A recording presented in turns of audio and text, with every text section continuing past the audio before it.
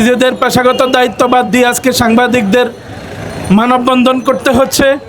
আমরা আজকে এমন একটি দেশে দাঁড়িয়ে আছি যেখানে বিচারহীনতার সংস্কৃতি আমাদের উপর জেঁকে বসেছে। জুলাই আন্দোলনে 6 জন সাংবাদিক শহীদ হয়েছে, তাদের জন্য আজকে রাষ্ট্র উল্লেখযোগ্যভাবে কিছু করে নাই। জুলাই আন্দোলনের পরে বিগত 1 বছরে মিনিমাম 10 জনের মতো সাংবাদিককে হত্যা করা হয়েছে, কিন্তু একজন সাংবাদিকের হত্যারও বিচার করা হয়নি। শত শত সাংবাদিক লাঞ্ছিত হয়েছে, নিপীড়নের শিকার হয়েছে, কিন্তু আমরা এর কোনো প্রতিকার দেখছি না। প্রশাসন যে নির্বিকার ভূমিকা পালন করছে, রাজনৈতিক দলগুলো যে উশৃঙ্খলা দিয়ে সাংবাদিকদের উপর নিপীড়ন চালাচ্ছে, এর প্রতিকার আসলে আমরা কিসের মধ্যে পাব এবং আমরা আসলে বাঁচার অধিকারটা কোথায় পাব? আজকে যদি কেউ মরে যায় তার লাশ নিয়ে শুরু হয়ে যায় রাজনীতি, আরেকটা ইস্যু এসে সেই ইস্যুকে ঢেকে দিয়ে যায়।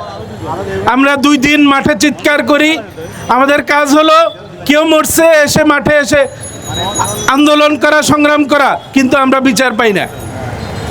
এভাবে যদি একটা দেশে বিচারহীনতার সংস্কৃতি তৈরি হয় তাহলে একটা দেশ চলতে পারে না। দেশের প্রথম শ্রেণীর নাগরিক সাংবাদিক, দেশের 4র্থ স্তম্ভ সাংবাদিক। এই সাংবাদিকদের নিরাপত্তা যদি আজকে প্রশাসন নিশ্চিত না করতে পারে, যথাসাধ্য যথেষ্ট যথোপযুক্ত প্রমাণ থাকা সত্ত্বেও আজকে যদি বিচার না পাওয়া যায়, তাহলে এর প্রতিকার আমরা কার কাছে, কোথায় গিয়ে পাবো? আমরা রাষ্ট্রের কাছে, আমরা স্বরাষ্ট্রের মন্ত্রীর কাছে, আমরা আজকে মিডিয়ার মাধ্যমে জাতির কাছে প্রশ্ন রাখতে চাই, আসলে আমাদের নিরাপত্তা, আমাদের জান মাল ইজ্জত আবরুর নিরাপত্তা কোথায়? আমরা এই দেশে কিভাবে বসবাস করব? যারা এই দেশকে বসবাসের অনুপযুক্ত করে তুলছে তাদের বিরুদ্ধে আমরা সাংবাদিকদের বলবো, অব্যাহতভাবে আপনারা আপনাদের কলমকে চালিয়ে যান। কিন্তু অন্তত দুঃখের বিষয়, যেখানে সাংবাদিকরা দেশের চিত্র তুলে ধরবে, যে সাংবাদিক আপনার দুঃখ সুখ তুলে ধরে, সেই সাংবাদিককে আপনি পিটিয়ে হত্যা করছেন।